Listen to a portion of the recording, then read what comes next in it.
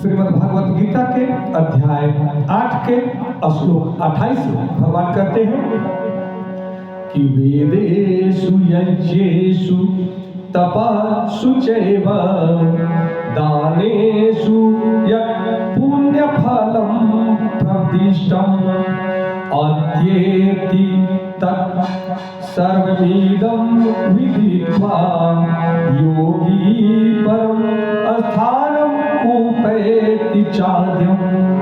अर्थात जो व्यक्ति भक्ति मार्ग स्वीकार करता है वह वेदाध्ययन, तपस्या, दान, दार्शनिक तथा सकाम कर्म करने से प्राप्त होने वाले फलों से वंचित नहीं होता।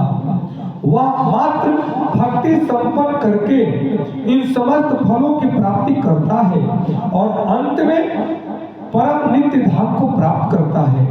भगवान कहते हैं कि कृष्ण भावनामृत तथा भक्ति का विशेष वर्णन करते हुए भगवान बताते हैं कि मनुष्य को अपने गुरु के निर्देशन में वेदाध्ययन करना चाहिए, उन्हीं के आश्रम में रहते हुए तपस्या करनी होती है। ब्रह्मचारी को गुरु के घर में एक दास की भांति रहना पड़ता है और द्वार द्वार भिक्षा मांगकर गुरु के पास लाना होता है। उसे गुरु के आदेश पर ही भोजन करना होता है और यदि किसी दिन गुरु शिष्य को भोजन करने के लिए बुलाना भूल जाए तो शिष्य को उपवास करना होता है। ब्रह्मचर्य पालन के ये कुछ वैदिक नियम है। अपने गुरु के आश्रम में जब छात्र 5 से 20 वर्ष तक वेदों का अध्ययन कर लेता है तो वह परम चरित्रवान बन जाता है। वेदों का अध्ययन मनोधर्मियों के मनोरंजन के लिए नहीं अपितु चरित्र निर्माण के लिए है। इस प्रशिक्षण के बाद ब्रह्मचारी को गृहस्थ जीवन में प्रवेश करके विवाह करने की अनुमति दी जाती है।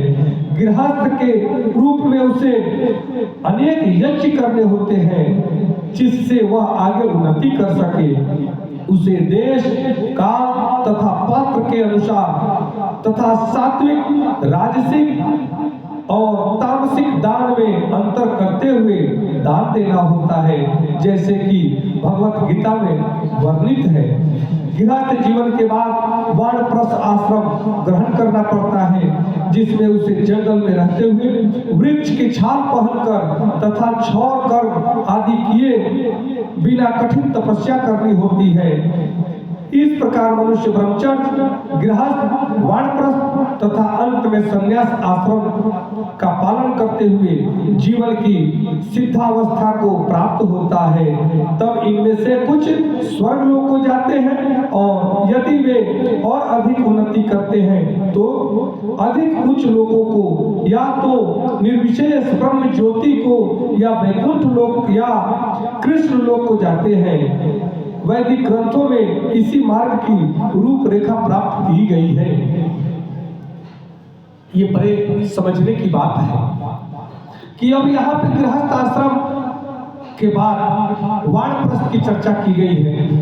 वानप्रस्थ जंगल में जाने के बजाय अगर आप घर में भी रहते हैं परंतु घर में वानप्रस्थ का जीवन जीते हैं तब आप श्रेष्ठ गृहस्थ माने जाते हैं। भगवान भी कहते हैं कि जंगल में जाकर के एकांत में रह लेना तो बहुत आसान है, तपस्या कर लेना बहुत आसान है, परंतु अपनों के बीच में अपने जीवन को तपस्या बना करके जी लेना ये बड़ा कठिन है। और जो भक्त ऐसी कठिनाई पूर्ण जीवन को अपनों के बीच में रह करके जी लेता है वह संन्यास धर्म को पालन करते हुए वह परम धाम को प्राप्त करता है। नमस्कार, धन्यवाद, जय श्री कृष्ण।